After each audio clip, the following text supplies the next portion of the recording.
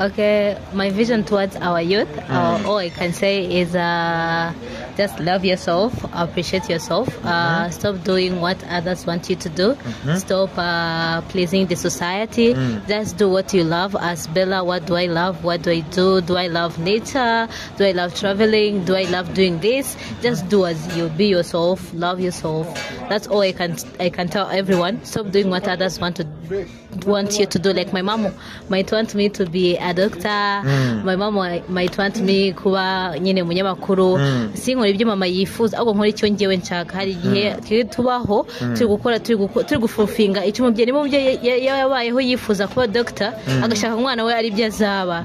Deep down nkunda kwandika, nkunda art, I love that. So all I can tell parents nuko reka umwana we icyo ashaka, reka kuri icyo yifuza. Ntabwo ari buri mwana wawe azaba doctor, abana babo bose ntabwo bazaba aba lawyer, hari n'abandi bazaba ababyinnyi. It's well, birasanzwe aho ngaho niho iwe yafatiwe. So like I can support, and all I can tell the youths outside, be yourself, kora icyo wifuza, love yourself, kora icyo ukeneye, wikora icyo society ishaka, wikwiyoberanya kugira ngo pleasing a society. Just be yourself. Niba warumvishe kubikira ari byo gushimisha, bibe wikwihisha, wibwira icyo, be yourself, kora icyo wishimiye. None icyongereza uvuze ko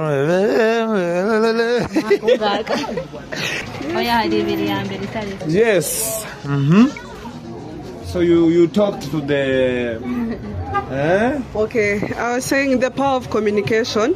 Now I talked to the guy and told him I wanted to attend the event, and he said on the day of the event, you just come, I have your tickets. Oh, ngira kwizera gukomeye, kwizera umuntu ngira ubwoba ese ningenda aba bodyguard bakansora hanze guseba mana we ndagenda. Si nkabona amamodoka bapakinze, ama Range Rover, Mercedes Benz. Yes, kandi n'abana bakiri abasore, abana ubona 25, 24 na 23, nyine abana bishoboye. Nyine harimo abakire na kuna wale unyamejituma wakafika mali wako. Ngeze indani ndababwira nitwa Grace Umutoni, ariko izina ryanjye byaragenze. Nitwa Grace Umutoni, ngiye message twavuganye n'uyu muntu, arambwira he has my ticket.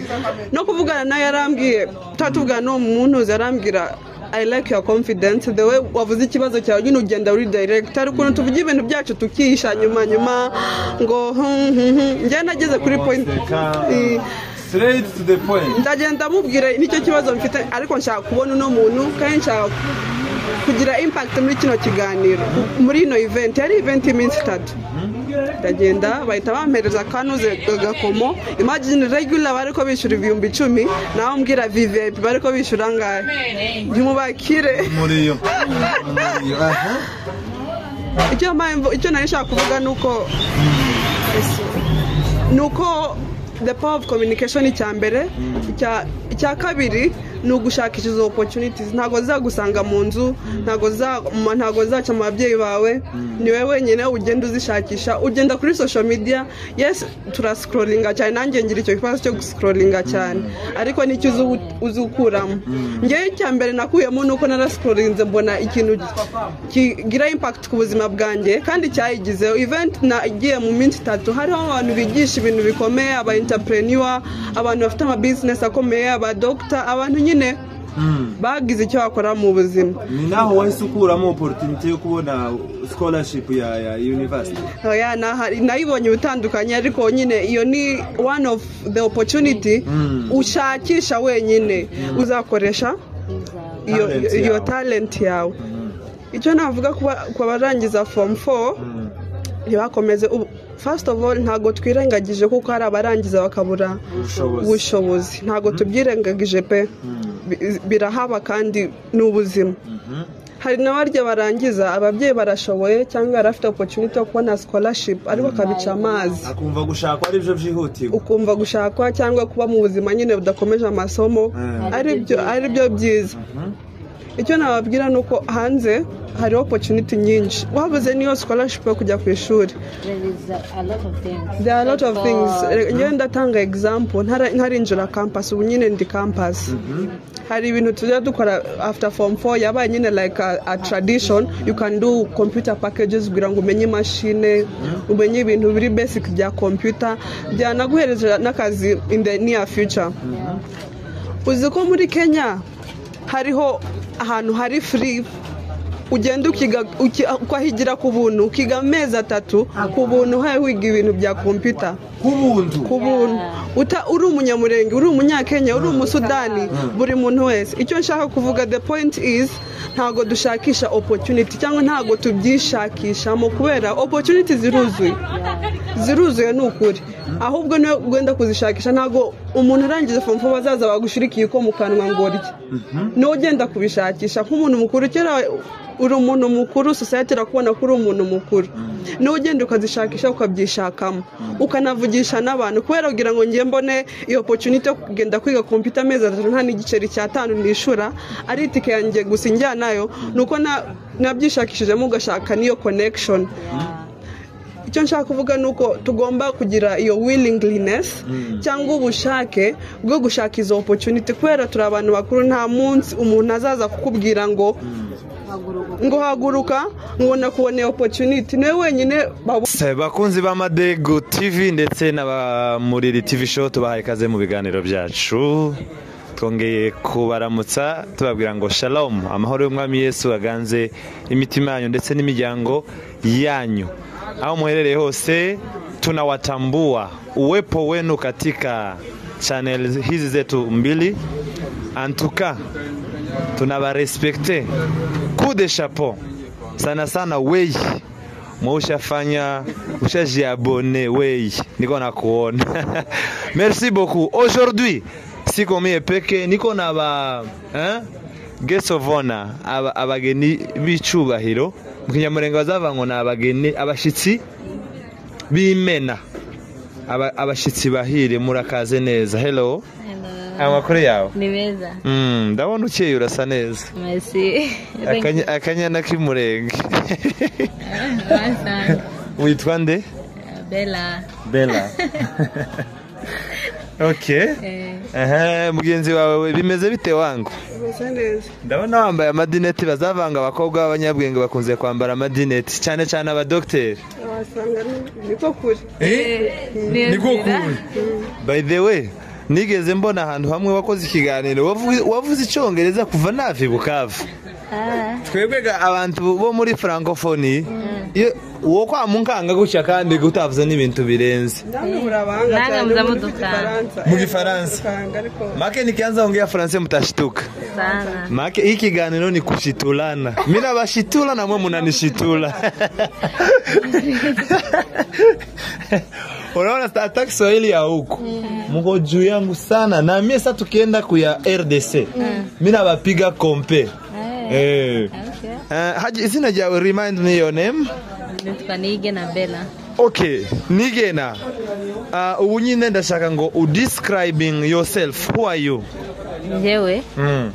I describe myself muwe ujeni vige what I do. Okay, nyine bakubwiye ngo describe yourself.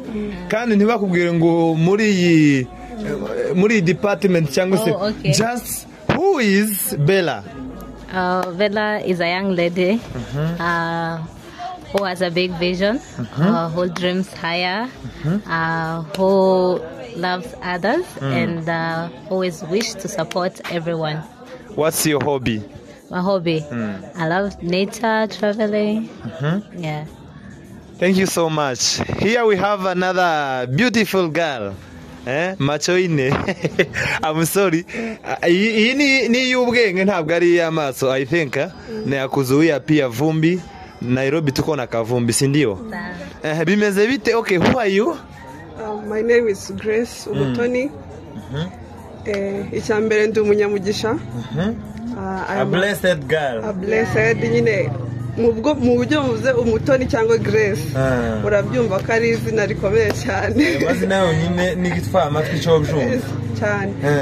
Ikindi nkaba mfite vision yo kuzamura abandi bana b'abakobwa ku empowering no kubahereza impact no kubahereza voice muri society kubera nyine usanga abana b'abakobwa barakandamizwe niba ari ukandamizwe nkaba nkunda nyine no gufatanya n'abandi bantu mu gukora ibikorwa bitwubaka doing things that empower each and every person in the society because me alone I can't do it n'ukuntu tuvuga ubuntu mbwira ubuntu bisobanuye ubuntu means what donc no kugira humanity spirit cyangwa esprit ya humanity bisobanuye I can't do it alone but with everyone's opinion and idea and everyone's voice we grow and reach at higher places.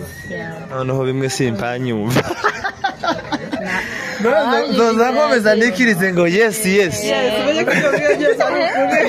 Umuhungu umwe ngo yararanye n'umuzungu noneho nyine umuzungu ngo aramujiga abura uko amubwira ngo niyigireyo ari yaranje ngo iglayo umuzungu kandi bumwuka usanga yarazubiye abazungu bazabumva kera ko yari ubishe ngo icyo yari amubwiye Mutoni, what is first of all what is your hobby niki ukunze kugusanga uri gukora nibiki ukunda gukora cyane in your free time? Ngira hobby nyinshi niyo zaba 10 wazitubwira nta kibazo. Cyambere nkunda kwandika amapoeme. Urebye no kuri page zanjye Instagram, TikTok nandika amapoeme menshi nkana recitinga. Recite one of those poems uraza kuduha mimwe. Yes. Icya kabiri nkuko Bella nabivuze yavuze ko akunda nature. I also love nature. I love traveling. Ni ibintu bimbamo ndabikunda cyane. Ikindi navuze nkunda byinshi ariko iyo akubwiye ngo wivuge bizabinanira na buri kwivuga. Akunda no gusoma ibitabo cyane. Nkunda gusoma ibitabo ntago ari ibitabo ngo specifically by'ishuri n'ibindi abanditsi banditse. Exactly. Good books, good reads. I love books so much. Those are the few that I can say right now. Thank you so much.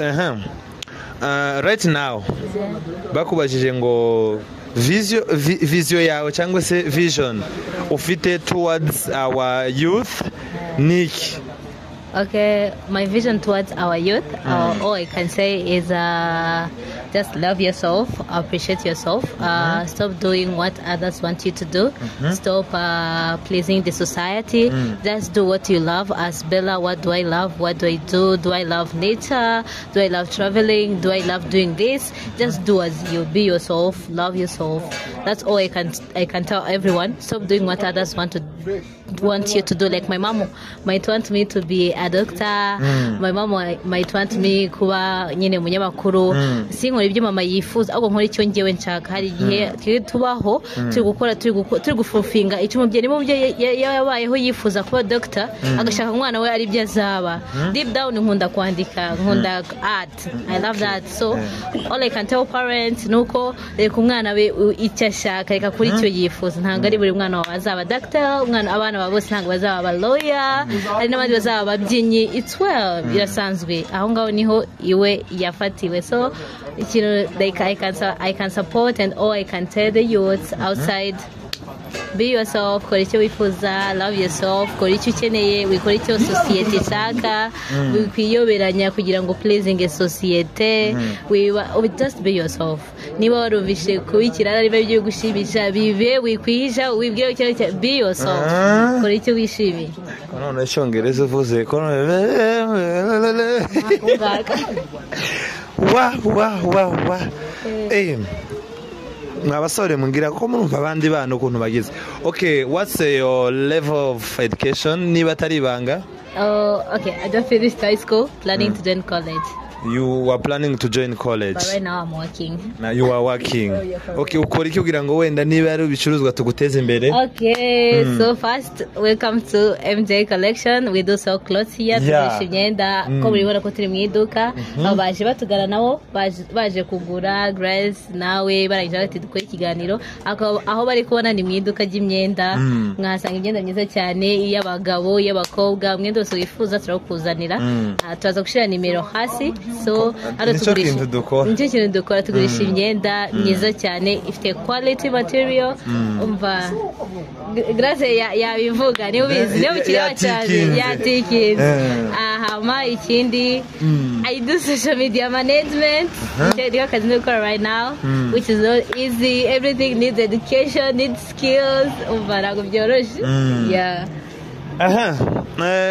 Mutoni ubu nyine hari ikibazo cyane gisa nkaho kibangamiye our youth especially abiga aho usanga umwana arize akoze iyo bwakabaga ababyeyi baragerageje ba trying their best umwana asoje primary asoje high school then yasoza high school agahita dropping none se ni iki wabwira societe yacu cyangwa ubona icyo kibazo cyazakemuka bigenze gute kugira ngo twe kugwiza aba form 4 gusa ahubwo tugire abasoje kaminuza tugira abiga masters tugira aba doctor kandi hano muri new generation.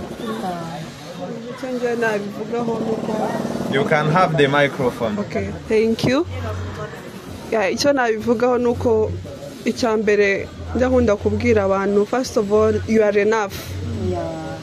Bibiliya iravuga reka nshiro Bibiliya ko ndizera ngo yaduheje Kristo iduherezamo n'imigisha yose muri we meaning Kristo igihe amaze gupfa cyangwa igihe Imana yamuduhereje yaduhereje n'imigisha yose meaning wavutse uri enough ntihakagire uzakubwira ngo you are not enough uri enough kandi mu buzima ntago twese tukaba the same there is no time that we find we are equal. You are special in your own way. You are unique, you are talented in your 5 way. Nuko bibiri bivuga twese baduje talent zitandukanye. Hari ujya bahereje zibiri, hari umwe bahereje 5, hari n'uri abahereje imwe biterwa nuko uzakoresha iyo talent yawe. Icyo navuga kwa barangiza form 4 yakomeze first of all ntago twirengagije kuko hari abarangiza bakabura ubushobozi ntago tubyirengagije pe birahaba kandi n'ubuzima hari n'abarya barangiza ababyeyi barashoboye cyangwa arafite opportunity yo kubona scholarship ariko akabica amazi akumva gushakwa ari byo byihutirwa ukumva gushakwa cyangwa kuba mu buzima nyine budakomeje amasomo ari byo byiza icyo nababwira nuko hanze hari opportunity nyinshi wabuze niyo scholarship yo kujya ku ishuri there are a lot of things ngende ndatanga example ntarinjira campus ubu nyine ndi campus hari ibintu tujya dukora after form 4 yabaye nyine like a tradition you can do computer packages kugira ngo umenye machine umenye ibintu biri basic bya computer byanaguhereza n'akazi in the near future uzi ko muri Kenya hariho ahantu hari free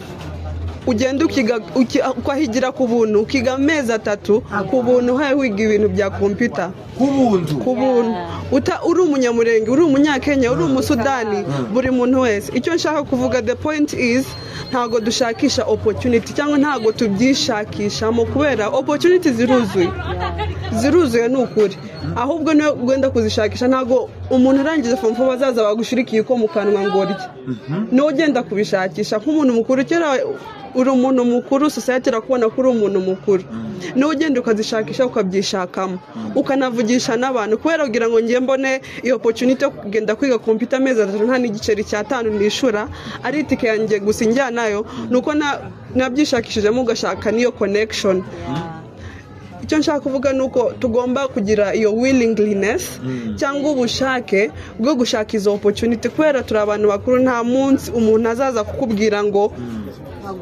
haguruka ngo nakubone opportunity nawe wenyine babone ko ufite ubushake uhawe ugerageza urezi ko ari njye nagerageza ukavuga ngo maze nk'amezi 2 mpaye nshaka nziga nkabura noneho umuntu wavugisha akavuga uno muntu afite willing nzi umuntu wagufasha kera kubera abantu bakunda abantu bafite ubushake especially uvugishije abantu bakuru when you talk to elder people bakumva ufite willing bahita bashaka ukuntu bagufasha connectinga n'abantu bakora bene izo staff icyo nshaka kuvuga amafaranga yarabuze pe we live in an economy kwisi hose amafaranga yabaye ikibazo ariko opportunity ni nyinshi kandi tuvugishije ukuri nta muntu uzaza kuguhereza ngo uzaza kubwira mu nzu ngo haguruka ngo ugende ukore kino niwe wenyine ubyishakishijemo ni ukuvuga ngo ntabwo bisobanuye ko urangije form 4 ngo ni ngombwa utangire campus ushobora gutangirira hasi ukiga udu skills hano Bella I really respect her ndamuruta ariko ndamurespectinga cyane kubera ni umuntu uzi skills nyinshi skills nzi ntago maybe wasanga afite nyinshi kundusha niyo mpamvu I respect her so much nubwo bushake nubushaka afite bwo kwiga have that willingness kandi skills nizo zawugeza ahantu hejuru zawugeza mu bantu bakomeye hari ikintu bita packaging ese wipackagingze gute wipackagingze gute kubwo nakujyana mbere y'umuntu ukomeye ugamuhereza pitch iminota akagwira ngo uvugisha iminota 2 ese wamubwira iki wamubwira ngo ndumukobwa w'umunyamurenge ngo nteka sarani wamubwira gute se umuntu ufite amabilioneri ufite ama office hafi ku isi hose utazi skills zawe na 3 cyangwa na 2 ni ukuvuga ngo twishakishamo gukora skills si ngombwa ngo si lazima sote twende university si lazima ni wewe mwenyewe utafute skills hapa na pale uje kufanya makeup uje maybe kuinterpret buri ni skill ikomeye ni skill kugira ngo magare kuri podium y'abantu 300 cyangwa y'abantu usobanure ntago byoroshe n'ikintu developing with the time buri munsi no munsi ugaswetinga uno munsi ukavuga ibitari byo then next time you do better no kuvuga ngo skills tuzishakemo skills kubera mu gitondo ariko numva intuze sinzi nimba mumuzi bamwita ko nibagize izina ryiwe atuye he ndaza kuryibuka yari kuvuga iyo package yourself with skills kugira ngo nujya kuvugana n'umuntu nujya muri event y'abantu bakomeye ugira icyo kuvuga kubera uno mwaka utangiye igisekeje nagiye muri event ticket yazigura ibihumbi 10 none ngeze muri event ugura ticket y'ibihumbi 10 yewe ni connection Jamanyakenya cyangwa Jamagana Jamanyakenya 10k Kenyan shillings noneho nagasore kankababwire kadutamike no iyo event nyine bari bayipanze bayishira kuri Instagram mbona nyine Vusi Tempe kwayo he's an entrepreneur from South Africa ndamukunda he's one of my mentors nari nshaka kugenda kumuona eye to eye no mbura amafaranga kandi nta kazi nari mfite nari ndi ku ishuri and then I contacted now the person who had posted that poster he's one of the partners of that event and then I told him I really sina shilingi hadi moja sina hadi shilingi but I really want to attend the event the power of communication yes so you talked to the Okay, I was saying the power of communication. Now I talked to the guy and told him I wanted to attend the event, and he said on the day of the event, you just come, I have your tickets. Oh, agungira kwizera gukomeye kwizera umuntu ngira ubwoba ese ningenda aba bodyguard bakansora hanze guseba mana we ndagenda nkabona amamodoka bapakinze ama Range Rover Mercedes Benz yes kandi n'abana bakiri abasore abantu ubona 25 24 na 23 nyine abana bishoboye nyine harimo abakire na kuna wale unyamejituma wakafika mali wako ngeze indani ndababwira nitwa Grace Umutoni ariko izina ryanjye byaragenze nitwa Grace Umutoni ngiye message twavuganye n'uyu muntu arambwira he has my ticket no kuvugana naye arambwiye tatuvugana no muntu zarambwira I like your confidence the way wavuze ikibazo cyawe nyine ugenda uri direct ari kuntu tuvuga ibintu byacu tukisha nyuma ngo njye nageze kuri point straight to the point ndagenda mubwira nicyo kibazo mfite ariko nshaka kubona uno muntu kandi nshaka kugira impact muri kino kiganiro muri ino event yari event iminsi 3 ndagenda bahita bampereza kanuze gakomo imagine regular bariko bishura ibihumbi 10 naho mbwira VIP bariko bishura ngahe ntimubakire muri yo icyo nari nshaka kuvuga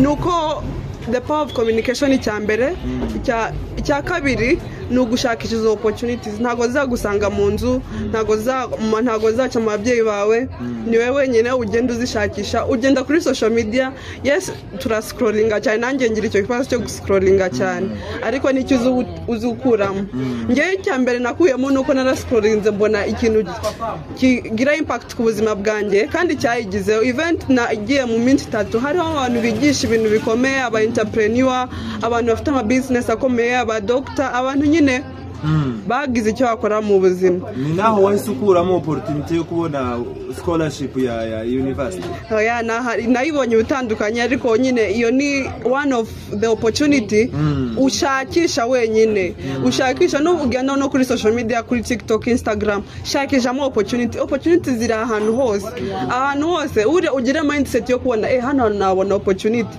hano hantu kandi abona hari atari clear cyane ariko nabona mo opportunity yes kunda abantu nawo ariko nabo babone mo opportunity nkunda hanguvu atubanye mo opportunity yo dukoresha ikiganiro open minded gira mind iri open uvuge hano ubona ibyo abandi batabona ubona ugire buriya umuntu w'umusore agomba kugira bene iyo mindset ntubone ibibazo gusa cyangwa ntubone abantu ko ari babi ahubwo babonemo opportunity haleluya noneho Bella cyangwa se witiranywa na Bella Kombo mwese muri beza cyo ni cyambere. Do you know how to sing? I know nothing. You don't have buriya no mirimo yose dukora ikintu cyose ukora ari kiza kitari icyaha nukuramya buri muri business yabaharamya kuvugisha abantu neza kubasekera nukuramya. Yes, Bella waba amashuri yawe cyangwa se amasomo watangiye kwigira hano muri Kenya cyangwa waje waratangiye? Natangiriye hano mu wa gatatu primaire. Turashaje muri Kenya n'igihugu cyacu cyane cyatwakiriye neza. Ukigera mu wa gatatu primaire urumva waje uvuye mu kindi gihugu wenda sinagombwa kukivuga. Niki cyane niki kintu cyakugoye cyane kwiadapta? Akabivuge hambeseri. La serious. Akamvuge. Okay, ikintu cyambere iyo ugeze mu gihugu utazi, of course first barrier no rurimi language. I didn't know English, I didn't know Kiswahili, like I had this zero where umwarimu yazaga muri class nta kintu ndi kumva n'iki gishinu nta kintu kimwe numva nyine muri make. All I used to understand was mathematics, imibare ni numvaga kwera ko urana no gukarikira ibindi byo kwandika ntago numvaga naho kwandika izina barahanyerekaga kubera ko ntago nzi gusoma like sindi kubibona kuko I don't know English, I don't know Swahili. Kandi umva ngo wari mu wa gatatu yema primaire so uri kumva byabaga bigoye bisaba mutwanagituma so icyo gihe twageraga hano ari benshi barekaga kubera iyo talent agati ngiye ntago nabishobora ariko kube as for me ngiye byo narabikunze kubera ko byaduteye kwiga turamenya byagupushinga kumenya ururimi kuri level ubasha gusoma bikagupushinga kuri level usigara muri class wiga ururimi kugira ngo nzabitahure nzabone icyo nandika muri exam so nicyo kintu ntago byari bibi cyane kubera ko byaduhaye motivation yo kwiga kuvuga kuba umva kwandika igiswahili cyongereza tugera aho tunabimenya aho dushaka guhagarara and interpret a language and be like uravuga mu cyamurenge mvuga mu cyongereza mbyumva uri kumva urumva nyine ntago byari byoroshye ariko ntago navuga ko ururimi rutigwa aho ugeze hose uri mugenda urumenya bitewe iyo uhora mu gihugu n'itegeko kumenya ururimi wabwe gutagwiga ugenda ubimenya so abantu bajya motivated bazabiga hanyuma ubwo uri kwiga nyine abana mwiganaga wabonaga muri ariyo agement cyangwa wabonaga nanone ubaruta? Ngiye uko ndiyizera muri ngewe nakoze ikizamini bazabaheza ikizamini cyo kwinjira muri classe ngewe ubundi ntago nari mutoya ntago nari ndifite kuja mu wa gatatu ariko kwera ukuntu nari nzi imibare nyine umwana nyine byarashize none twete gukora ibibare kwijana mbona 80 handi nabonye 0 bahita bati ngiye mu wa gatatu kubera nyine ukuntu nabonye imibare amanota menshi mu mibare ariko nari ndi mutoya nari nkuye nyine kuba ndi mu wa kabiri cyangwa mu wa gatatu ntago bivuze ko nasubiye inyuma ndetse nkomeze. Okay, what was the most challenging? Most challenge was language. Wafacinze nyine muri education yawe yose uvuga yari ururimi pe ntago singubeshe byari ururimi niko gwari rugoye kubera ko ndi yuzu ururimi bindi urabyumva uzi kuba umwarimu aza akigisha ntiwumve tuhari wicaye ntabwo biba byoroshye ariko byagutwaye nk'igihe kingana iki kugira ngo ubashe kwiadapta okay ngewe uko nteye muri ngewe ngewe nkunda kwiga nkunda kwiga pe n'ubu nyine dushaka kuba nabona baje gushyiraho iri rido nk'abati ibo barishyiraho gute nkunda kwiga urumva so nabaga nshaka kwiga nshaka kumenya so mu mezi angahe cyane nabimenye nabyumvishije kubera ko igihembwe cya mbere naratsinzwe ariko sinabaye uwa nyuma icya kabiri nari uwa kabiri wumva nyine nari nshaka kwiga hari ubwo wigeze se uba nka urepresenta ikigo mu ma event atandukanye yego Kristo cyane cyane muri segonderi I used to do journalism nandikaga amakuru ku ishuri akaba nanjye yavuga every morning on Monday and Friday dukubitire nka kamukutasari zabisaba script sinabyibuka kandi gitangaje twariganye muri primaire twariganye Grace yari captain w'ishuri njye ndi captain wa class so twabaga turi gutyo gusa mwahoze muri abayobozi. That's amazing.